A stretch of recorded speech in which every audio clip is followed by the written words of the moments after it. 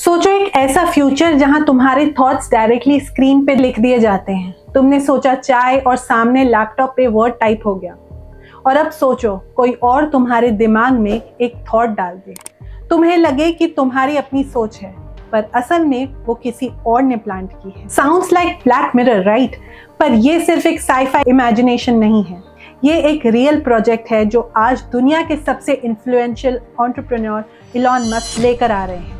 नाम है न्यूरालिंक। एक छोटी सी चिप जो तुम्हारा ब्रेन डायरेक्टली कंप्यूटर के साथ कनेक्ट करती है। और यही से एक बड़ा सवाल उठता है, ये टेक्नोलॉजी ह्यूमैनिटी को हील करेगी या हमें एक ग्लोबल माइंड कंट्रोल एक्सपेरिमेंट का हिस्सा बना देगी? आज हम न्यूरालिंक के साइंस, उसके प्रोमिसेस, उसके डार्क साइड और हिडन कॉन्स्पिरेसीज को डिकोड करेंगे। न्यूरालिंक एक ब्रेन कंप्यूटर इंटरफेस है जिसे शॉर्ट में BCI कहा जाता है। हमारे ब्रेन में 86 बिलियन न्यूरॉन्स होते हैं और ये न्यूरॉन्स एक दूसरे से कम्युनिकेट करते हैं इलेक्ट्रिकल सिग्नल्स के जरिए। जब तुम एक थॉट सोचते हो या एक मूवमेंट करते हो, उसके पीछे एक इलेक्ट्रिक इम्पल्स होता है। न्यूरालिंक एक कॉइन साइज चिप स्कल के अंदर फिट करता है। इस चिप से बहुत पतले इलेक्ट्रोड्स ब्रेन के अंदर जाते हैं और न्यूरॉन्स के सिग्नल्स रीड करते हैं। मतलब अगर तुम्हारे न्यूरॉन्स फायर करते हैं, मैं राइट हाथ उठाना चाहता हूँ, तो न्यूरालिंक उस सिग्नल को पकड़ लेगा और एक कंप्यूटर में डायरेक्टली फीड हो जाएगा। सिर्फ सिग्नल्स रीड करना ही नहीं, न्यूरालिंक सिग्नल्स भेजना भी जानता है। मतलब तुम्हारे ब्रेन को एक्सटर्नल इनपुट देना। यही चीज इसे सबसे पावरफुल बनाती है।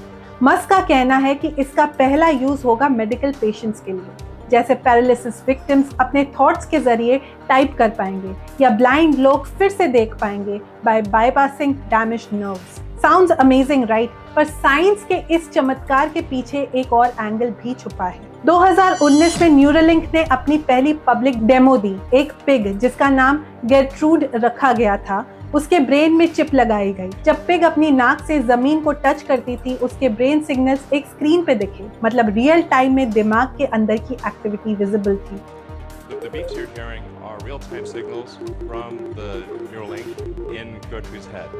So this Neuralink connects to neurons that are in her snout. So whenever she snuffles around and touches something with her snout, that sends out neural spikes which are detected. फिर आया monkey demo. एक मैकाके monkey को Neuralink chip लगाई गई और उस monkey ने एक वीडियो गेम पोंग खेला बिना जॉयस्टिक के, सिर्फ अपने माइंड के जरिए। न्यूरालिंक उसके ब्रेन के न्यूरॉन्स को रीड कर रहा था और गेम के पैडल को मूव कर रहा था। 2024-25 में न्यूरालिंक ने अनाउंस किया कि उन्होंने पहला ह्यूमन ट्रायल किया। एक 29 ईयर ओल्ड पेशेंट जो नेक डाउन पैरालाइज था, उसके ब्रेन में चिप फिट की गई। उसने सिर्फ सोचकर कंप्यूटर कर्सर मूव किया। ये दुनिया का पहला न्यूरालिंक एनेबल्ड ह्यूमन था। एक तरफ ये मिरेकल है, एक इंसान जिसके हाथ पैर नहीं चल रहे अब अपने माइंड से कंप्यूटर कंट्रोल कर पा रहा है। लेकिन दूसरा एंगल है, अगर तुम्हारे माइंड का कर्सर कंट्रोल हो सकता है तो एक दिन तुम्हारी सोच और डिसीजन भी कंट्रोल किए जा सकते हैं।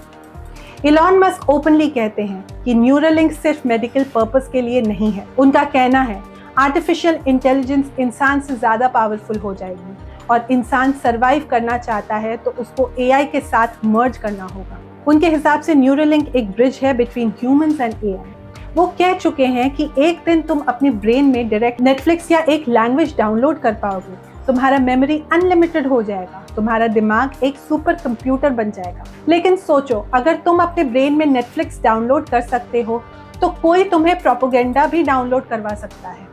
अगर तुम अपनी मेमोरी एक्सपैंड कर सकते हो तो कोई तुम्हारी मेमोरी एडिट भी कर सकता है। यही से सबसे बड़ी डिबेट शुरू होती है, न्यूरालिंक के प्रोमिसेस के पीछे छुपा dark side, mind hacking.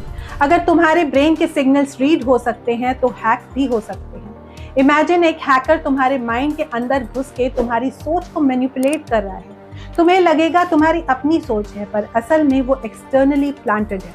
Musk के पास ऑलरेडी एक ग्लोबल सैटेलाइट नेटवर्क है, स्टारलिंक।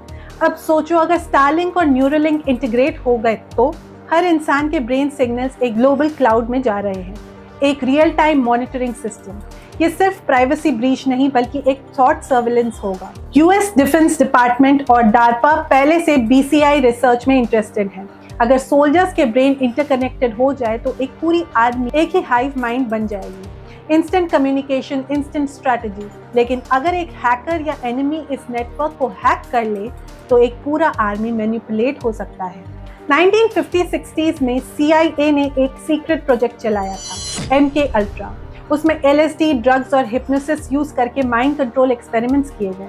आज कई लोग मानते हैं कि न्यूरोलिंक उसी का लीगल टेक बेस्ड कंटिन्यूएशन है। सिर्फ डिफरेंस इतना है कि आज इसे मेडिकल रिवॉल्यूशन कहकर सेल किया जा रहा है। हिस्ट्री बार बार दिखाती है कि हर बड़ी टेक्नोलॉजी शुरू होती है नोबल कॉज से। न्यूक्लियर एनर्जी शुरू हुई क्लीन एनर्जी के लिए, पर आज एटम बॉम्ब्स बन गए। इंटरनेट बना इंफॉर्मेशन फ्री करने के लिए, पर आज वही बिगेस्ट सर्विलेंस टूल बन गया। तो न्यूरोलिंक भी एक फोग्ड पाथ पे है।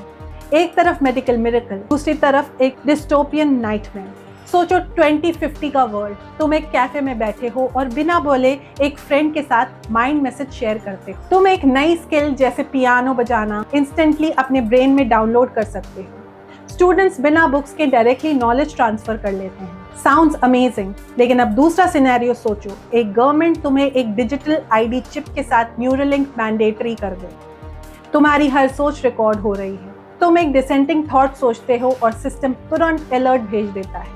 तुम्हें लगता है तुम इंडिपेंडेंट हो, पर असल में तुम एक प्रोग्रामेबल पपेट बन चुके हो। अब असली सवाल ये है, अगर तुम्हारी ब्रेन में न्यूरोलिंक चिप होता, तुम्हें कैसे पता चलेगा कि तुम सोच रहे हो वो तुम्हारी अपनी सोच है या किसी और की इंजेक्शन? टेक्नोलॉजी का एम हमेशा ह्यूमैनिटी को एम्पावर करना होता है, लेकिन हर बड़ी टेक्नोलॉजी एक वेपन भी बन सकती है। न्यूरोलिंक ह्यूमैनिटी को हील करेगा या एनस्लेव, ये डिसाइड करेगा फ्यूचर का पावर बैलेंस। एक बात क्लियर है, 21st सेंचुरी का सबसे बड़ा बैटलफील्ड लैंड, ऑयल या वाटर नहीं होगा, वो होगा ह्यूमन ब्रेन। मैं हूँ ऋतु और ये था डिकोडिंग द अनरियल। आप बताओ, न्यूरोलिंक ह्यूमैनिटी का सेवियर है या एक माइंड कंट्रोल एक्सपेरिमेंट? कमेंट्स में अपना ओपिनियन जरूर शेयर करना।